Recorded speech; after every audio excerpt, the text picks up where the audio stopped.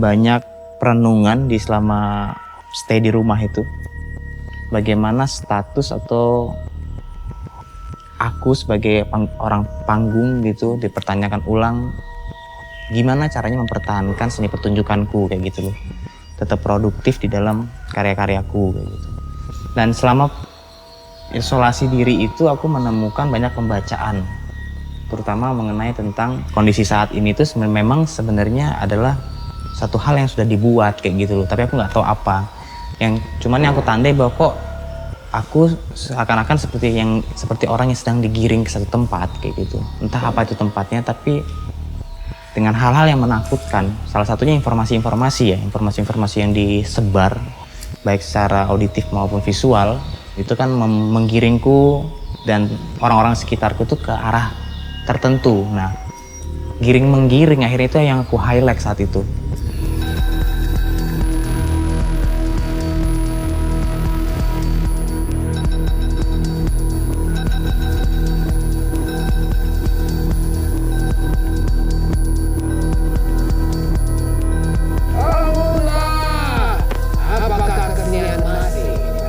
Aku juga dulu JW di sini 2015, judulnya Lalubi kan. Nah, Lalubi itu bercerita mengenai tentang dampak sosial media yang ada di handphone, yaitu platform seperti itu, yang membuat identitas baru di dalam diri seseorang, berlapis-lapis dan berbeda dengan kenyataannya gitu. Nah dari situ, jadi berarti aku sekarang Lalubi dong kayak gitu.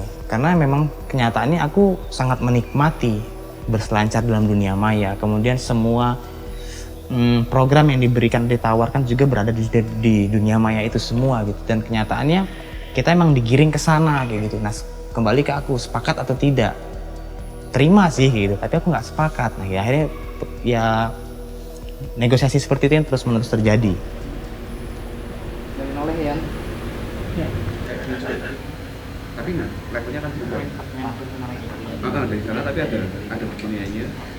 Nah, yang kedua itu. Yang kan ada. Nah, itu baru kamu. Dia dulu dia masuk, ikut keluar, ikut masuk. Aku Jangan dulu. Nanti aku di. Nah apa yang akhirnya aku tandai, kalau aku sudah jadi Lalubi aku menjadi apa nih? Ya ternyata apa yang aku alami selama isolasi diri itu ya aku rindu. Tadi itu aku rindu dengan interaksi sosial, hal-hal yang bersifat umum seperti ini sama teman-teman kayak gitu. Dan yang sebelumnya tidak aku lakukan atau kurang aku lakukan. Ya saat berkumpul aku masih sering main handphoneku dengan alasan macam-macam dan lain-lainnya. Saat aku sudah dihadapkan dengan dunia maya sepenuhnya nih, duniamu berselancar sepuasnya di situ, ya aku rindu fisik kayak gitu loh. Nah itu yang kebalik, dan itu mungkin terjadi sama orang-orang di luarku gitu, orang-orang di sana. Karena banyak aku lihat postingan-postingan dalam dunia itu yang rindu ngumpul, rindu rekreasi ini. Langsung di situ aku nanya, bener rindu po kalian kayak gitu? Karena saat kita kumpul bener-bener, kalian tetap kok bermain dengan duniamu sendiri-sendiri, bohong kamu. Atau sebenarnya perkumpulan itu menjadi sebuah konten baru buat kalian ya, untuk kalian jual. Nah akhirnya kecurigaan terus yang muncul kayak gitu. Nah di situ akhirnya aku membuat karya apa ya kira-kira yang tepat. Dan judulnya apa kira-kira aku harus beri nama ini. Nah akhirnya ketemulah jaring laba-laba di beranda angka yang berarti dari aku sendiri itu jaring ya sesuatu yang ditangkap atau sebuah jebakan kayak gitu yang aku maknai. Laba-laba bukan bentuk hanya laba-labanya tapi ada keuntungan sebenarnya laba dan laba di dalam kondisi seperti itu. Sedangkan di beranda angka itu lebih kepada dunia mayanya penegasannya. Dunia yang tidak nyatanya. Nah memang tidak terlihat keuntungan-keuntungan yang sedang dijaring kayak gitu. Tapi kita terperangkap sebenarnya ke sana. Nah sadar nggak sih kayak gitu. Nah itu yang pesan ingin ku sampaikan sebenarnya. Kalau sadar ya silakan buat aksi apa yang sekiranya tepat buat dirimu dan pas untuk kamu. Silahkan gitu. Karena lagi-lagi karya ini tidak bisa memberikan solusi. Tapi hanya bisa memberikan penawaran seperti itu dengan keadaan akunya kayak gitu. Mungkin aku ini aku yang di sana juga atau kamu atau kita yang merasa hal yang sama kayak gitu. Kita tidak akan menjadi kaya sampai kita bukan dengan uang. Yang penting itu memberi, itu kunci kebahagiaan. Mas, Pak. biasa-biasa aja. Uang bukan segalanya untuk bahagia. Tapi kenapa ya? Cewek-cewek itu kegirangan sehabis belanja.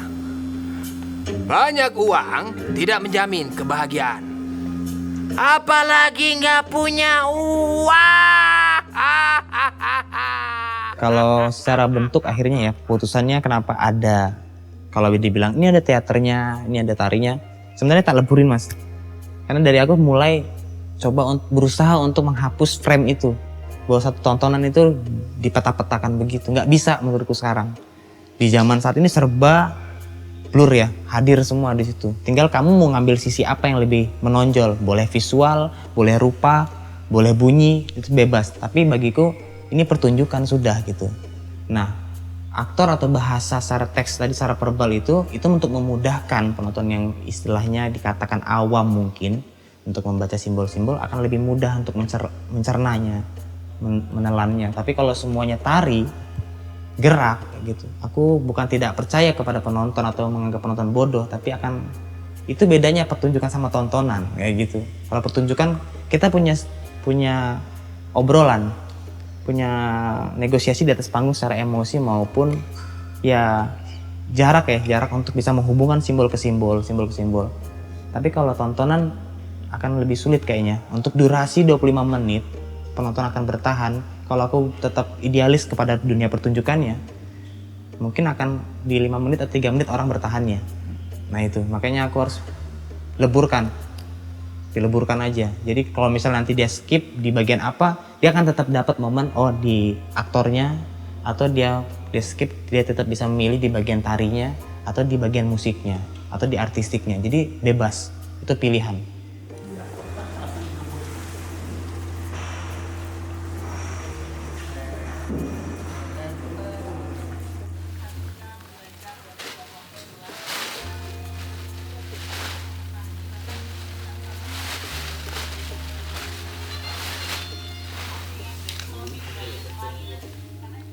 Saya ngerasa berkhianat, nggak tahu ya, ini secara subjektif banget saya berkhianat dengan panggung nih rasanya gitu.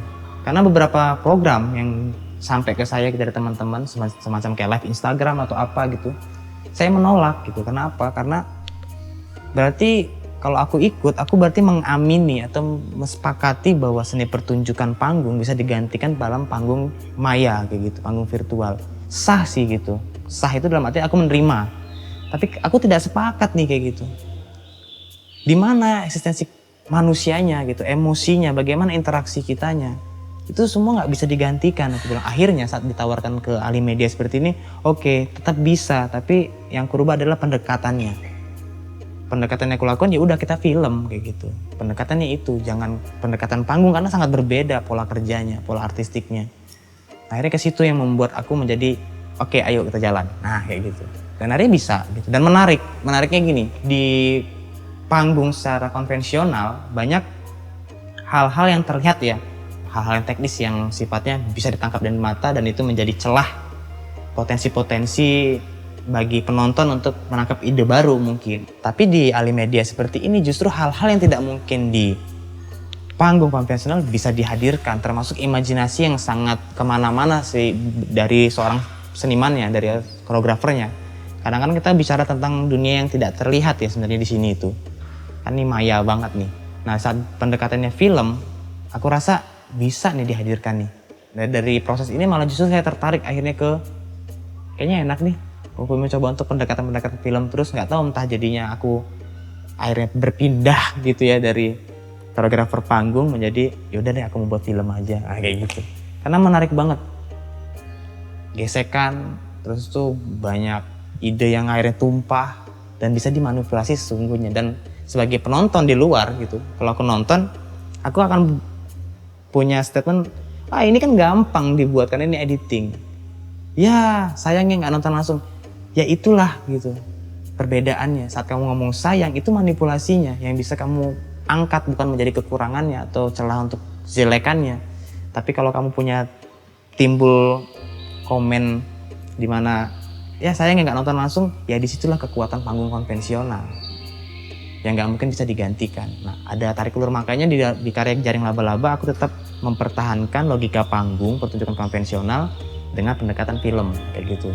Biar ada tarik ulur itunya. Semoga sampai gitu.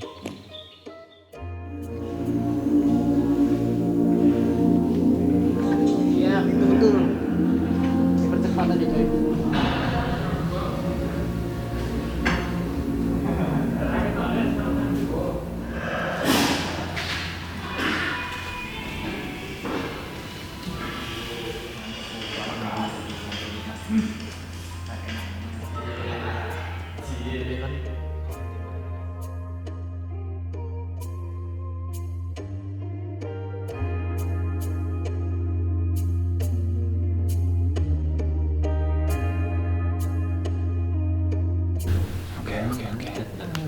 Bagiku proses ruang Jagoan Wagen itu penting banget dari dulu. Dari dulu aku selalu merasa bahwa Jagoan Wagen penting untuk memperkenalkan si senimannya. Karena itu peluang yang besar sekali. Karena nggak cuman karya yang dikedepankan, tapi proses pendewasaan si seniman itu terbentuk di sini. Aku nggak tahu proses yang lain ya, teman-teman yang lain. Tapi aku selalu merasa itu karena kenapa aku akhirnya mau. Dan memang secara pengetahuan dan pengalaman aku kuat di sini dapatnya. Dari teman-teman yang berproses, teman-teman yang berada di kantor, lingkungan sekitar, sampai koreografer atau seniman yang terlibat, itu membentukku. Memberikan pengalaman yang luar biasa. Di situ aku bilang bahwa Jagoan Wagen itu bagus ruangnya. Dan itu selalu aku rekomendasikan. Kalau misalnya ada apa, masukin aja, ikut, itu bagus. Itu akan membuat inimu bagus, tubuhmu bagus, kayak gitu. Dewasa semua. Itu sih menurutku pentingnya. Andai semua punya sadar, apakah kesenian masih dibutuhkan?